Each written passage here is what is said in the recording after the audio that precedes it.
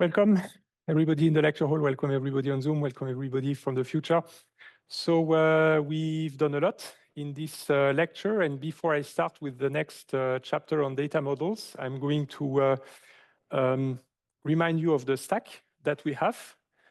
We have the storage, we have the encoding, the syntax, and data models is what is going to keep us busy today, as well as validation, right? So we've seen S3, the Azure Blob Storage, HDFS, we've seen XML, we've seen JSON, we've seen white column stores in order to store that XML and JSON into some two-dimensional storage grids known as HBase. And we've already learned a lot from these technologies. And so I'd like you to just sit back and reflect on what we have covered so far, because there's already important principles that we've been learning. For example, one of them is to learn from the past. So even though we are building new things at the scale of the cluster, we are not throwing away everything that has been done in the past 50 years with SQL and those of you who were in information systems for engineers, we are not throwing it away at all. We still have the same idea of data independence and the data model and query language and so on, right? So it's important to learn from the past, and the same applies to JSON and XML, right? Because XML has been established for a while now, it's very mature. JSON-related technologies are a bit more recent, but still there is a lot to learn from the mistakes or the wisdom that has been learned in XML. So that's principle number one. Principle number two of big data is to keep the design simple. So you saw that when we took it at the planetary scale with S3 and Azure Blob Storage, we kept it super simple, key value pairs, right? You have objects, and every object is associated with a key. In that case, that was the bucket ID and the object ID that formed the key associated with an object. And we have billions or trillions of these pairs, right? So keep the design simple. The same goes with HDFS, right? We have the files that are divided in blocks, a hierarchy of files and directories, and that's it. That's the logical model of HDFS, right? So keeping things simple. Number three is the modularization of the architecture. It's this idea that we have plenty of different technologies that just do one thing and that do it well. Just like when you build a house, you have the masonry, you have the plumbers, the electricity, and so on. Everybody's doing their own share. And this is the same with the big data stack. We have specific technologies for storage, specific technologies for syntax, specific technologies for validations, specific for querying, and so on and so on. So very modularized. And this is what allows us to keep our sanity, because it can become very complex very quickly. And so having plenty of technologies that each do their things and you learn them separately is a way to keep your sanity. Number four is the idea that if you want to scale and simplify to very, very large scale, you have to have some sort of homogeneity in the large. For example, in the case of HDFS, it just blocks all over the place, right? That's very, very homogeneous. The same for the white column store, right? We have rows and columns and cells, very homogeneous. However, it's when you zoom in that you realize that the individual pieces of data can be very heterogeneous, right? So when you look, you zoom in into HBase, for example, you're going to see that specific values might be XML, some others might be JSON, some others might be HTML, some others might be string, dates, and so on. And so we have heterogeneity in the small. And you saw that when you have JSON data sets or XML data sets, they don't need to be structured, right? It could be a mess, right? You could have for the same keys in JSON, in some object you have a string, in some other you have a date, and so on. And that is allowed in big data, right? It was not the case in relational tables, because in relational tables, you had this domain integrity rule that says all the values in the same column must have the same type. One column has strings, one column has dates, and so on. That is no longer the case in big data, where we allow for heterogeneity in the small. Number six is the abstraction of a logical model from the physical implementation. I've done that every week. I showed you S3, HDFS, HBase on the logical model first, and then I showed you how it's implemented. But that was separate. And this separation is very, very, very important. It's also related to data independence, right? Number 7, we saw that the data doesn't fit on one machine anymore very often, so we shard it, and we have plenty of names for that. We have partition, block, chunk, split, shard, and so on and so on. Depends on the technology we use. Block for HDFS, region for HBase, and so on and so on, right? We'll see we have split for MapReduce, we'll see next week. So we shard the data, right? We partition it into smaller pieces. And then at the same time, we replicate the data. It means that each one of these pieces of data is going to be stored multiple times. This is what we do in HDFS when we store every block as 3 replicas of the block. And it can be more, you can configure it, but we replicate the data. And the reason we replicate the data is in case there is a computer that crashes, there's a hard drive that no longer works, there's a big earthquake.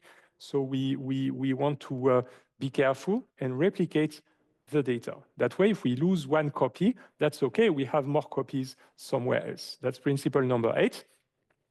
Principle number 9, very simple. You buy plenty of cheap hardware, and this is what we have in a data center, thousands, tens of thousands of machines that all look alike, right?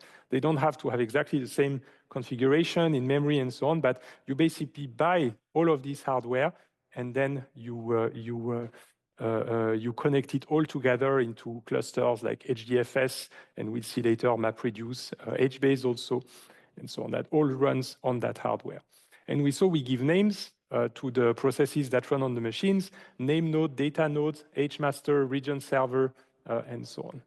And principle number 10 is to batch process. This is something we've seen in HBase, where I showed you that when the user edits the data by writing things, by deleting things, by inserting things, you just accumulate it into the memory. You do not write it on the disk right now. You just accumulate it into memory, and then you flush it in a single big batch of key value pairs, right? So this is batch processing. It's this idea to accumulate and then you flush or compact, okay? Who is with me? All right, so these are the principles that we've seen before, and we've barely started, right? We are here, we've covered this, and today I'm going to specifically focus on data models, more specifically data models for trees. So do not hesitate to ask questions. Today is special because it's the switch to summertime, and actually it used to be, so here it's 8:25, but it used to be 7:25. So congratulations to those of you who woke up so early. I can see that it's a bit of a change. We have Florian moderating today, so do not hesitate to ask any questions you have also on Zoom, all the questions. So Florian will interrupt me to make sure that I answer them. Are we ready to go? Yes? Okay. And we can have coffees at the break to keep us awake. All right. So data models. For now, what I've talked to you about is syntax. I've shown you the XML syntax. I've shown you the JSON syntax. And what I said is that the syntax is just text, right? It's text, of course, that must look in a certain way so that you can say that's XML or that's JSON. And then we have this idea that the syntax is just text. But logically, when you read that text file, you parse it, that's the term parse, and then you have it in the memory. But in the memory, in that case, that's CSV, the syntax, you probably recognize. And in the memory, we are going to have something that looks more like a table, right? So this, in fact, is given by a data model. So here is the tabular, the relational data model, and we'll see that we can have the same for XML and JSON. So let's start with the JSON data model. So quick question, when I show you JSON documents, so you remember what it's made of, we have strings, numbers, booleans, null. These are the 4 building blocks that are atomic because they cannot be subdivided into smaller things. And we have objects and we have arrays, right? These are the 6 building blocks in JSON. So here's a JSON document. And so my question to you, just to get an impression, both on Zoom and in the lecture hall, please raise your hand if you see a tree here. Who sees a tree? See if you raise hands. On Zoom, does anybody see a tree? Let's see if there's any raised hands on Zoom.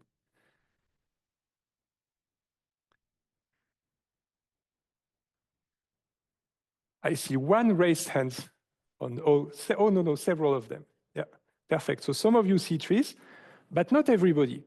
So I have one goal today. My goal today is that when you look at this, you see a tree. If that's the case, then I'll have accomplished my goal, right? I want you to see the tree. So of course, when I say tree, I don't mean tree in the sense of like here in the streets, the trees that have that are alive, right? I mean the trees as computer scientists see them, right? And so we are going to do it together to draw this tree. I need to switch my view here. And so the idea of the way we draw a tree is that if I ask you, what is this whole thing at the top level, you're going to tell me that's an object, right? How do you know it? It's the curly braces here, right?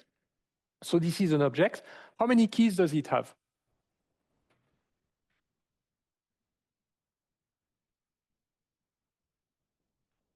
You can write it on the Zoom chat if you're too shy. How many keys does that object have?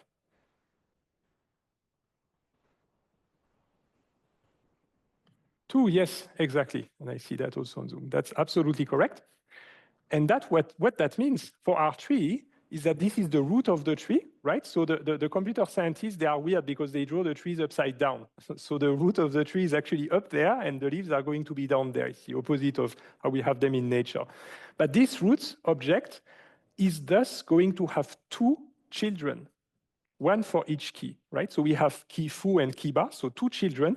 One of the children is true, that is the value here, and the other children is an array. You see that the second key bar is associated with an array because of the square brackets in here, right? And so you see, true and array are the children of object, and on the way, so I have this row that goes from the object to true and to array, I write down the name of the key.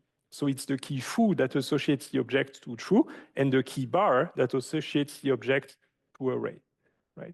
And now recursively, so true is already an atomic value. I told you it's one of the 4 atomics, right? So it doesn't go further, right? That's already the end here. But the array is further structured. How many members does it have? 2, right? It has an object and it has a null. So I'm putting them in here, the object and the null. Now it's an array. So I don't have any keys in here. I just put the object and the null, knowing that this is the first one, this is the second one, right? There is an order in the way I put them here. The order for objects doesn't matter, you know, that doesn't matter, but for an array, the order is important. Null is a leaf, so we stop here, and object is further made of more inside. How many keys inside? Just one, right? Foo bar, associated with the string foo here. So now I'm going to ask the same question again. Who now sees a tree? Almost everybody. Awesome. That's exactly what I wanted you to see. This is a tree. And what happens when we read the JSON documents from the disk that we downloaded from the internet, the first thing we are going to do with a database system is we are going to parse it and build this in the memory. This is actually going to be in the memory of the computer, right? These are known as pointers. It uses memory pointers and so on, but this is actually constructed in the memory of the machine. And when this is done, we forget about the original text. We don't care anymore what it looked like. We are working on the tree. This is a data model. And the tree that you see here is an instance of the data model, right? So this is the idea. We have another document here. Here's another document, an object with 2 keys, foo and bar. Foo is an array of 3 values. Bar is an object with 2 keys, a and bar, associated with 1 and 2. Who sees a tree here? This is a tree, it's right there, right? So now, next question, if I give you any JSON object, who is able to draw the tree? Right, most of you, it's pretty easy, right? It's the same idea that I showed you. Now, we can do the exact same thing in XML. We can do exactly the same thing, where here in XML, I will show you a bit of details, but we have a document node. Then we have the root element, A. A would be the root element. It has two children, D and C. So you see D here and C here. D has an attribute E associated with value F that we draw a little bit like this. This is one way of doing it. And C here has three children. Look at them. There is a bunch of text here first. Then there is element B right here. And then there is again text. It's just that period here. So this is then B, then dot. And B is further made of text inside. Who sees a tree here now? Right. Everybody's raising their hands. That is absolutely perfect. So now you see, when I said XML and JSON is really the same thing, these are all trees, right? This is all the idea. And everything that follows, the validation that I'm going to show you to specify some structures, and the querying is all going to be based on these tree representations.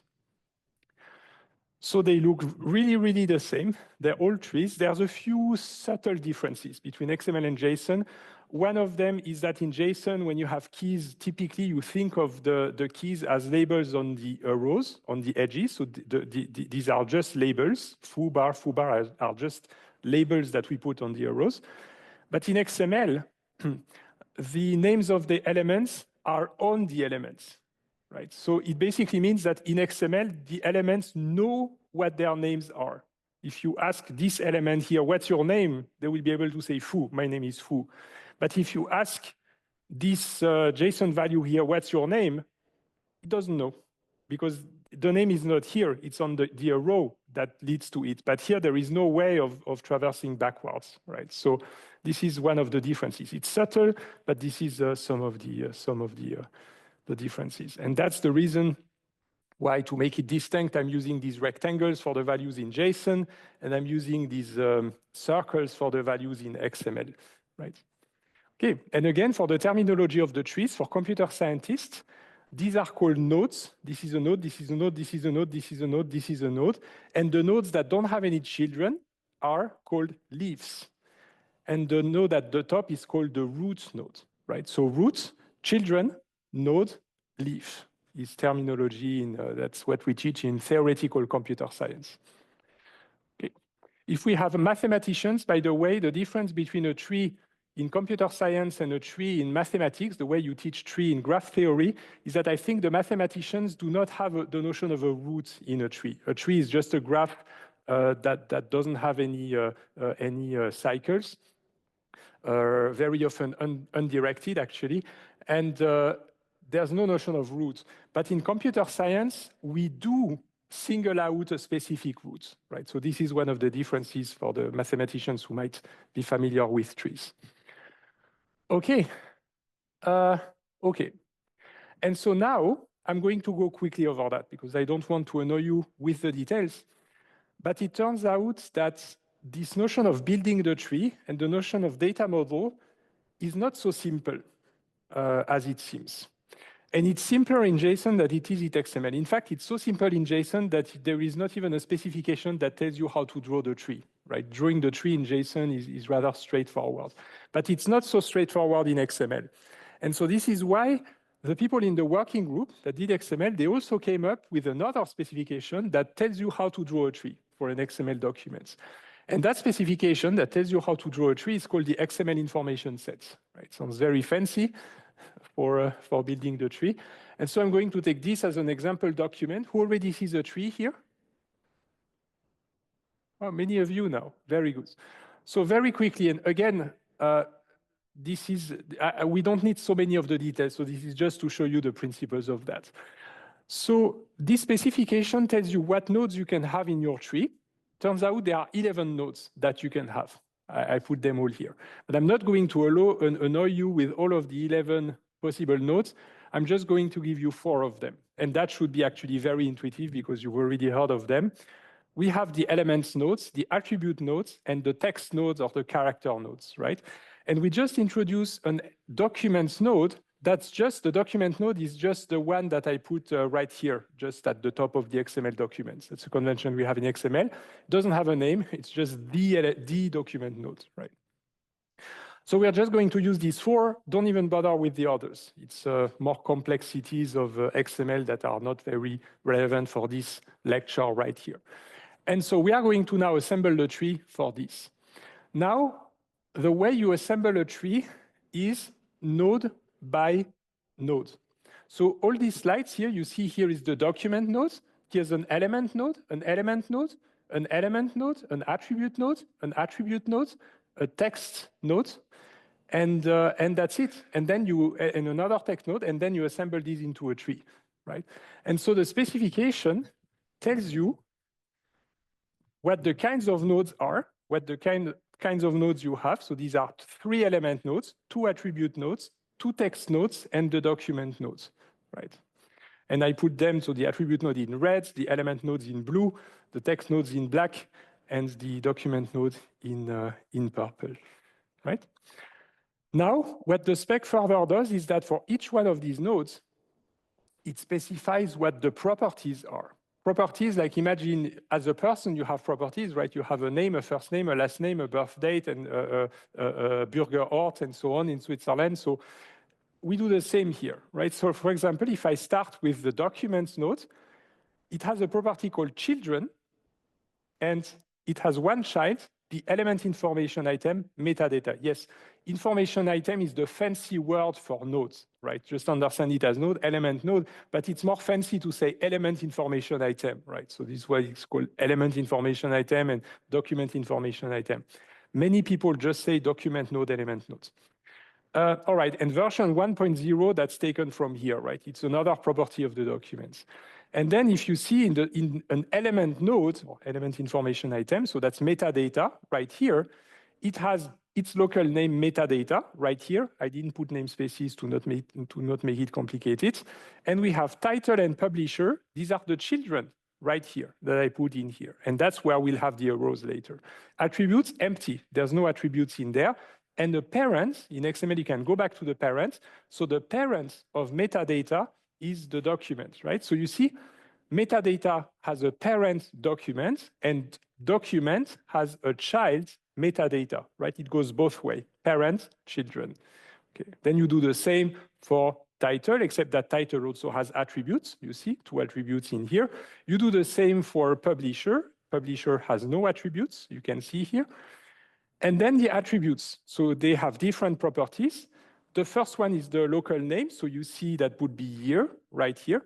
Normalized value 2022, it's right there. Why normalized? It's just that when there are spaces at the beginning and at the end, we usually remove them, right? Especially when it's numbers and so on, so we do a bit of tidying up for the values. And then the parent, we call it owner elements of this year attributes, would be title, right? Because year is in title. So the same goes for the other attributes. We can also do the same there. Then we have the text nodes. In that case, systems group, right here. You see it right there, systems group. It's made of characters, SYSTEMS space GROUP. These are the characters. And the owner element would be title, because systems group is in title. And the same goes for ETH Zurich, right? So we have this fancy specification that tells you these are the 11 kinds of nodes. These are the properties they have. And if you especially look at the children and parent properties and owner elements, you can draw it as a tree like that. This is pretty much what it does. Okay, who is with me? Right? So you don't need to know so much of the details. What I want you is just to be able to draw the trees, to see the trees when you look at the documents and draw them. Because seeing the trees is key later for querying the data. Very good. So now, if you look at a JSON document or an XML document, you see a tree. That was the first step, because this is the first thing you do to an XML or a JSON document when you open it. But there is a second step. There is a second step. It's an optional step. And that step is called validation. I told you to be careful when I introduced you to the syntax XML and JSON, I told you when a document successfully parses as XML or as JSON, it's tempting to say it's a valid XML document, right? It's valid because it parses. You shouldn't say valid. I told you the word, do you remember what it is? We don't say it's valid, we say it's well-formed. Exactly, it is well-formed. So well-formed is the terminology you have to use. And if it is well-formed, then you can draw a tree, right? If it's not well-formed, then you cannot draw a tree, right? So the well-formed has to do with, can I make a tree out of it? Does it successfully parse? The reason we cannot say valid is because it's used for something else valid. And that something else is what I'm going to tell you now. That something else is a second step after the well-formedness, right? So first you ask, is it well-formed? And then you ask, if it's well-formed, then you have the tree. Now, is it also valid, right? And I'm going to, of course, explain what valid means. Oxygen, who downloaded Oxygen? Right? You should do it. Very, very practical to tell you if a document is well-formed or not. You have these magical buttons. It just changes from version to version.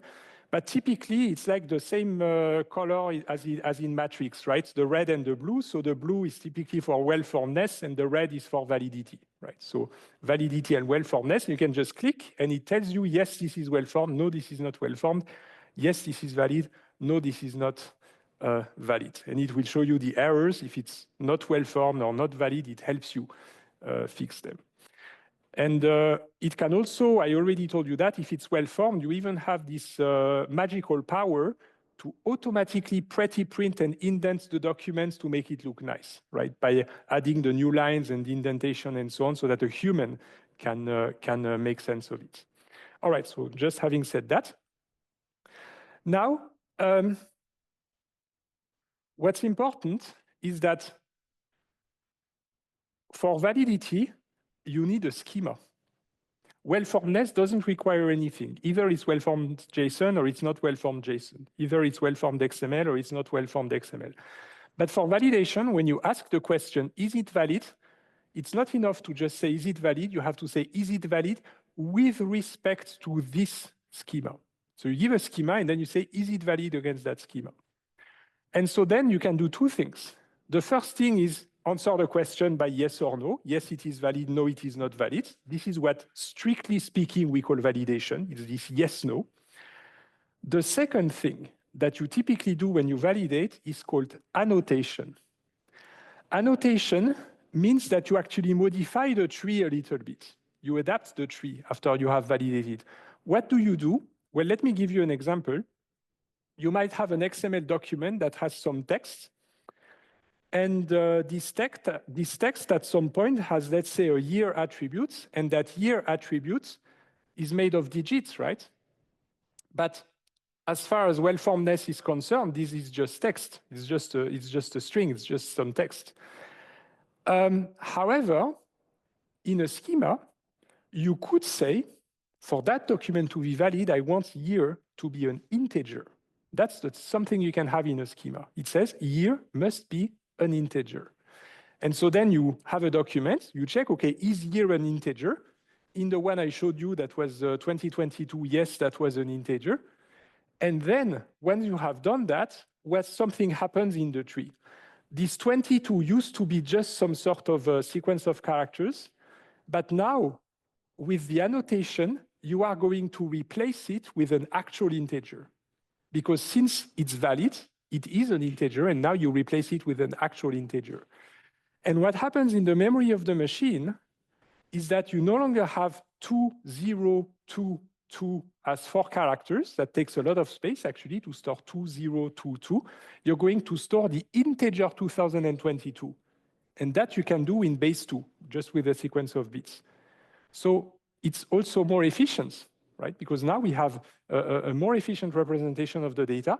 Plus, you can start doing arithmetics on it, right? You can add, multiply, and so on. So this is what annotation is. Annotation is modifying the values so that instead of just text, you're going to have the actual value corresponding to the type that you wanted to validate it against. Who is with me? Okay. And so on the very high level, validation kind of means that you've tidied things up and that your collection of documents or JSON documents, XML documents, is actually more homogeneous, that it has some structure. So if you don't have any schema and you just put some random JSON document or XML document, you have a heterogeneous collection. Every document might look different from the other documents. But now, if you have a schema and you say, I want all of the documents in my collection to be valid against that schema, then you turn your collection into a homogeneous collection, right? Now, in the case of PostgreSQL and relational databases, you always have that. When you have a relational table, you must have relational integrity, domain integrity, and domain integrity, and what's the third one? It's like the Siebenbundesräte, you never remember, there's always one missing. Relational integrity, domain integrity, and atomic integrity, the third one, right? And so when you are in a relational database management system like PostgreSQL, it forces you to have a schema. What is the schema in PostgreSQL? It's when you say create table with the name of the columns and the types, that is your schema. And in PostgreSQL, you don't have a choice. That's the first thing you need to do is specify that schema, and only then can you put data. Here, it's the opposite. You can absolutely have data without any schema, and then later you can say, oh, by the way, here's now a schema that I have. Does it fit my schema? And I'm going to teach you the schema languages so that you can do that. Okay. Now to give you an intuition, I want just a visual intuition. This document is basically something that looks like there's not really a schema or anything, right? How do I see that? That it would be tough to find a schema for that. It's a bit messy. I have an array here that has a little bit of everything. There's a string, there's a Boolean, there's a null, there's an object. Here I have an integer, an array of integers, and so on. So it's not very structured. That's real life. When you have real life data, this can happen, right? You just push something to a log, and it just produces data. That's how the world is, right? But when you want to feed it into some machine learning system, for example, maybe that machine learning system, under specific circumstances, needs it to be a bit tidier. And then there's this process of tidying up, cleaning it up, tidying it up in such a way to give it structure. So that would be a bit messy, so not tidied up. There is no schema. This would be typically a document for which you could easily build a schema, right? Who sees that it has a bit more structure? How do I see that? For example, I can see that here, these objects here, foo is always there, and it's associated with always a string. Bar may or may not be there, but that's fine. But when it is there, it's associated with an array of integers. So here you see, this is the sort of things that you could put in a schema, right? And then ask, is this document not only well formed, but also valid against my schema, right? So this is the idea. So again, this one would be tougher to put against the schema. You could actually build a schema, but the schema would be very lenient. It's kind of a schema that says an array of whatever you want, right? But here, you really can say an array of integers specifically. All right. Okay. Now, how do we do that? What kind of schemas and schema technologies and schema languages do we have? Well, the answer is a lot. There's quite a couple of them out there. And of course, at first, it might be intimidating because you're like, okay, should I learn all of them? Or, you know, where do I start? Which one should I use? Well, I have good news for you. It's that even though these are different languages and different technologies that validate XML and JSON, they still do have a lot in common. And so before I introduce them to you, or some of them to you, I would like to start with what they have in common. And what they have in common is the general patterns for the type system. It shouldn't surprise you that I'm talking about types, because I've just said we want to constrain an array to specifically have integers. When we annotate, I said we see a bunch of text and we say it's an integer. So it has to do with types, right? So I'm going to now have a section dedicated to types, but generic. It applies more or less to any schema technology. So if you know that, then you can very easily learn them. Now I assume that types are not new to you, right? Who knows Python? Java? C++? R? Okay. So types are not new to databases. You have them in programming languages, right? In Python, you have int, float, strings, and so on. In Java, you have object, string, int, bool, byte, and so on. So you have types. So we have them here too, and I'm going to go through them.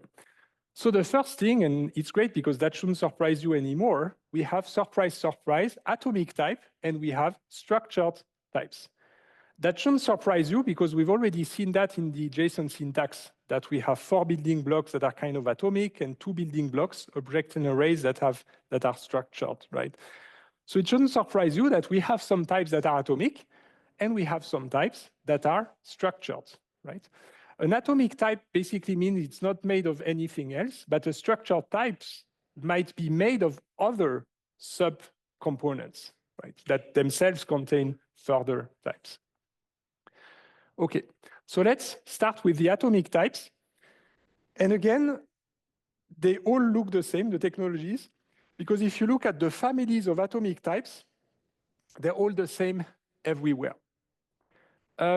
So the first family of types that we have are strings, right? Strings it's just a bunch of text. It's a sequence of characters, right? So foo, Zurich, Ilsebild-Salstenach is apparently some German literature, right?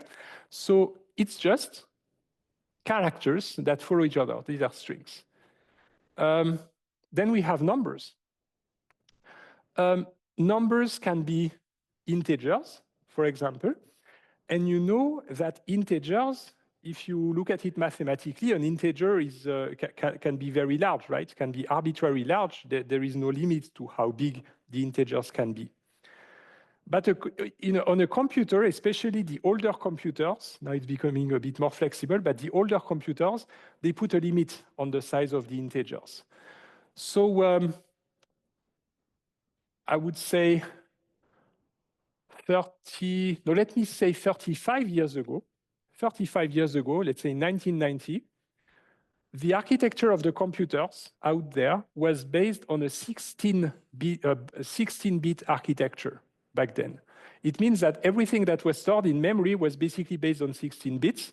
And 16 bits, if you look at what integers can you store in there, it's basically all the way to 2 to the power of 16, right? So that would be any integer between 0 and 65,535, right? That's what you fit in there. It's not very big, right? That doesn't go very far, 16 bits, right? You cannot store a million, for example. A million is too large. But then, at the end of the 90s, with Windows 95, I think, and also on the Mac side, came the 32-bit architecture, where we doubled the number of bits that you can have in a single place in memory. And that brings us to 4 billion. So now we can store the integers between 0 and roughly 4 billion with 32 bits. So everybody thought that this was more than enough.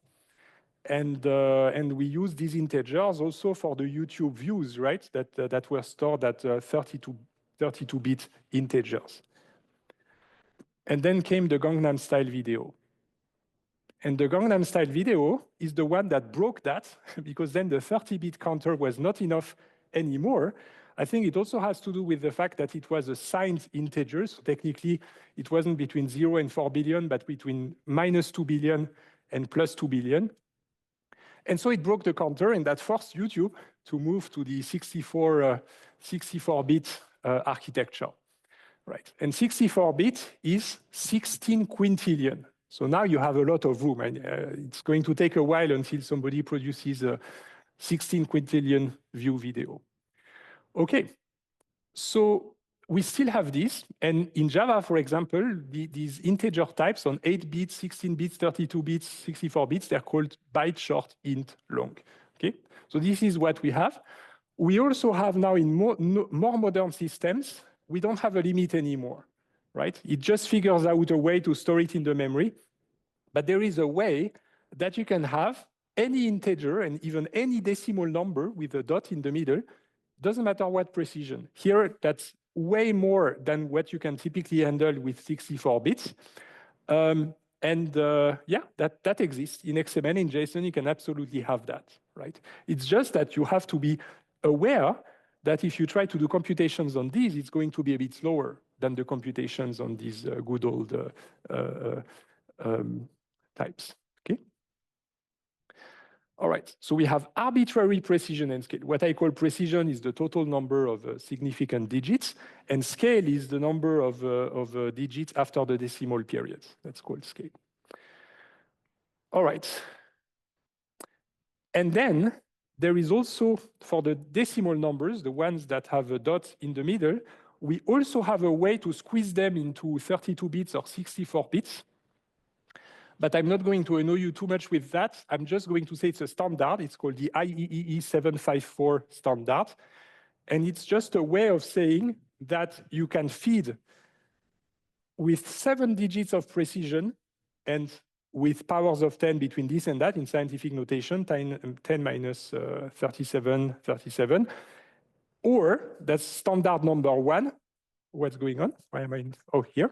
Standard number 1 on 32 bits. Standard number 2 on 64 bits. Now you have 15 digits of precision. So that's the number of significant digits you can store. And now you see in terms of powers of 10, you can go very, very small or very, very large. This is called single precision, double precision, also known as in Java float and double. Who has already seen float and double? Right. So this is float and this is double, except in Python. Python calls that float for some reason. So floats double.